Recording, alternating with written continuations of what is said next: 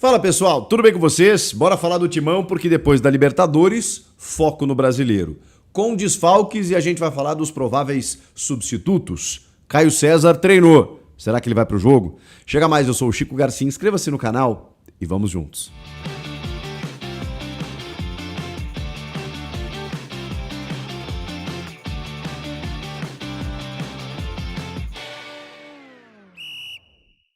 Antes, deixa eu te falar da Freeway Shoes, que me veste nos meus pezinhos e que tá com a coleção no ar, outono-inverno, cheia de novidades. Entre eles, esse cara aqui, o Automatic. Você vai acompanhar nas minhas redes sociais nessa sexta-feira que você não precisa nem se agachar para colocar ele nos pés. Ele tem um cadarço com elastano, você coloca o pezinho e sai andando. É uma praticidade, fora que é lindo, né? E um conforto que você não tem ideia. Faz o seguinte, o link tá aqui na descrição, você entra no site da Freeway Shoes e escolhe um modelo que mais te agrade. Tem o @ da Freeway também no Instagram para você conferir todos os looks. Ah, e usa o meu cupom ChicoFW, FW de Freeway, para você ganhar um descontão. Freeway Shoes, conforto e elegância na medida certa. Já se inscreveu no canal? É o meu único pedido para você, tá bom? Não custa nada. Se inscreve aí e me ajuda a crescer na plataforma. Estamos chegando em 1.200.000 inscritos. Bora lá. É a nossa nova meta e eu conto muito com você. Gente, falar do Corinthians que muita gente acha que eu tô um pouco empolgado com o Corinthians, especialmente pelo que o time do Fernando Diniz vem fazendo na Libertadores, mas é apenas uma realidade, eu não tô exagerando e nem tô jogando aqui uma perspectiva que eu não tenho como sustentá-la. Eu não sei aonde esse Corinthians pode chegar com o Fernando Diniz. E os trabalhos do Diniz, que é a referência que a gente tem, ele tem alguns começos muito bons, depois algumas oscilações, alguns problemas que acontecem ali, e eu não sei se isso vai acontecer no Corinthians. Provavelmente esse aproveitamento de 77% ele não vai se manter. Agora, a gente vai tomar o remédio antes da dor de cabeça? Não, né? Vamos esperar acontecer, vamos analisar jogo a jogo, vamos entender que houve uma evolução do time do Dorival para cá, vamos entender que o Rodrigo Garro não estava jogando esse futebol antes. Que o Gustavo Henrique, sim, esse muita gente está acreditando a ele como uma solidez na defesa e realmente acho que ele tem que ser elogiado até porque ele participa de uma saída de bola do Diniz que acaba destacando ainda mais o Gustavo Henrique. Mas para mim ele já era um dos destaques da defesa mesmo nos piores momentos. Era muito difícil o Gustavo Henrique fazer um jogo ruim, mesmo com algumas oscilações defensivas ainda no time do Dorival.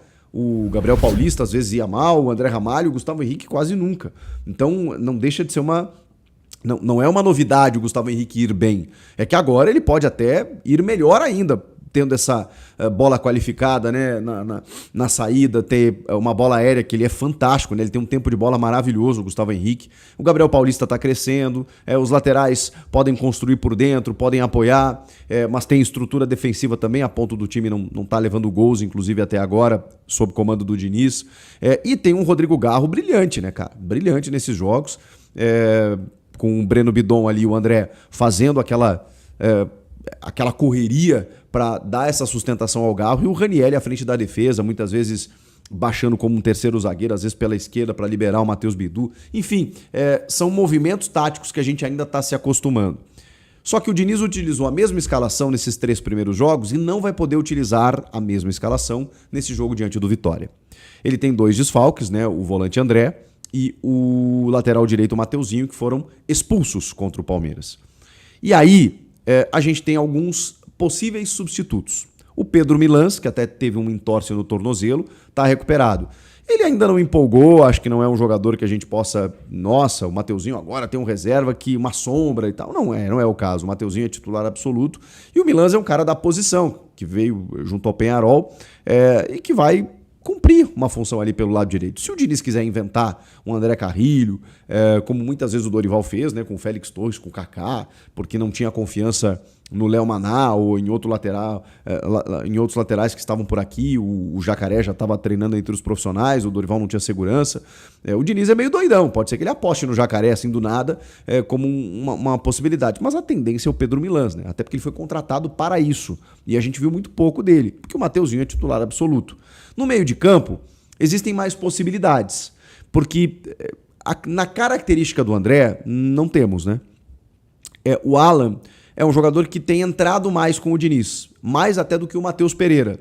O Matheus Pereira jogava mais com o Dorival. Eu gosto mais do Matheus Pereira, de verdade. Acho que ele tem mais qualidade técnica, uma bola longa. Acho que com o Diniz, inclusive, acho que eles se assemelham. Não, eles casam em termos de estilo de jogo. E acho que o Matheus Pereira poderia render muito no sistema do Diniz. Mas vamos lá, né? Quem escala é o Diniz, a gente vai ter que aguardar para ver. Na hierarquia, pelo que a gente tem visto, seria o Alan, que tem entrado constantemente nos jogos. Que o Diniz já falou que gosta bastante dele. E ele tem uma saída de bola interessante também. Mas eu acho que tecnicamente o Matheus Pereira é superior. O Charles ainda está se recuperando de alguma coisa. O Carrilho poderia entrar por ali, mas aí tem a questão da intensidade, gramado pesado do Barradão, calor lá de Salvador, jogo contra o Vitória, que é muito bom no mandante, né? Então a correria vai ser muito grande. Eu apostaria mais ou no Alan ou no Matheus Pereira. Vamos ver, né? Ainda é muito cedo para a gente poder ler e entender a cabeça do Diniz, então eu vou ter que esperar para saber o que ele vai fazer. Eu não consigo projetar tanto assim. Eu estou falando para vocês aquilo que eu faria e que deve ser uma tendência, mas vamos ter que aguardar para saber. Outra coisa, ele está dando uma sequência para alguns jogadores. Ele tá, se ele não precisasse, ele não ia mudar o time, ele ia repetir o time mais uma vez. Só que o Rodrigo Garro, por exemplo, ele sofreu com problemas físicos e clínicos. Ele vai para o 4º jogo consecutivo? E o Fernando Diniz tem dito que, falou, né, na entrevista, uma resposta que até repercutiu bastante, dele falar que não concorda muito com essa ideia dos fisiologistas de poupar jogadores, que jogador não é só músculo, carne, osso, que tem confiança, tem sequência, que ele não gosta muito, ele repete time. O Garro vai para mais um jogo no gramado pesado do Barradão, jogo contra o Vitória. Aí eu serei surpreendido se ele fizer isso, porque ele pode também alterar o sistema. Se tem um jogo para ele poupar daqui a pouco, né, por conta de todas essas condições e pela sequência grande, talvez seja esse, já que ele não vai ter 2 titulares, pensando também na semana que vem, quando o Corinthians encara o Barra, né, pela Copa do Brasil. E aí talvez nesse jogo ele dê um pouquinho mais, né, mas também, né, não dá para... O Barra é campeão catarinense, começar a Copa do Brasil... Cara, não tem jogo. Você fala, vou poupar contra o Barra. Aí vai lá, daqui a pouco se atrapalha, empata o jogo, perde, não sei o quê. Não, vou poupar contra o Vitória lá no Barradão. Aí perde o jogo, já se complica na tabela. Vou poupar na Libertadores, aí perde pro Peñarol em casa. Cara, não tem escape, não tem saída. E ele tá dando sequência, só que tem um limite aí, né? Enfim, vamos ver se ele vai repetir time, se ele vai repetir esses mesmos jogadores que estão tendo uma sequência muito grande, ou se ele vai dar uma minutagem, o chamado controle de carga para alguns atletas. Vamos aguardar. Mas assim, no meio tem essas dúvidas e na direita deve ser o Pedro Milans.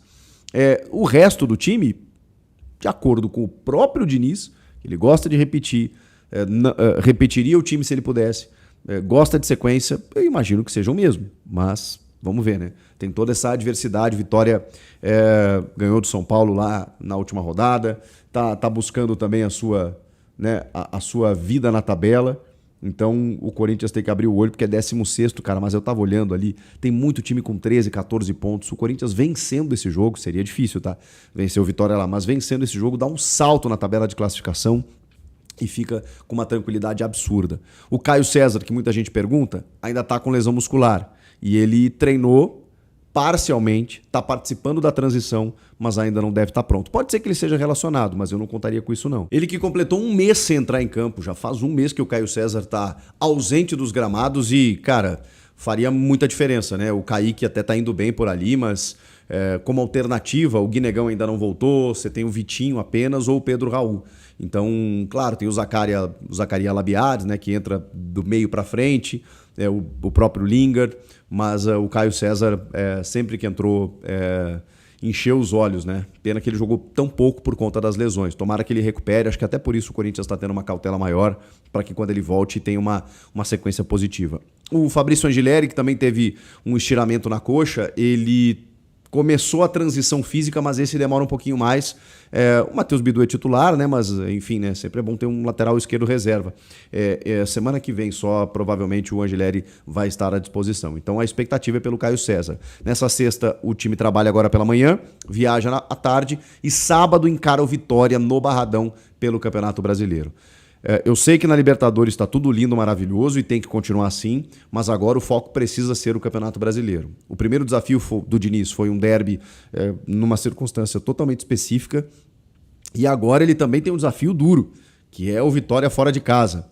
Não tem jeito. Se o Corinthians quiser melhorar a sua vida e começar a ganhar mais corpo, confiança e o trabalho começar a surtir efeito, tem que cuidar sim do Brasileirão, porque, cara, tudo que o Corinthians não precisa é flertar com uma zona de rebaixamento para gerar uma preocupação, porque isso vai gerar um estresse até na Libertadores, porque o time vai estar na Libertadores pensando, porra, mas eu posso ser rebaixado, eu posso cair, pô, eu tô lá na zona, não sei o que e tal. Isso não é bom para ninguém. Então, com uma condição mais tranquila e favorável no Brasileirão, o clube, o time, o torcedor vai até desfrutar um pouco mais dessa campanha na Libertadores do que está acontecendo.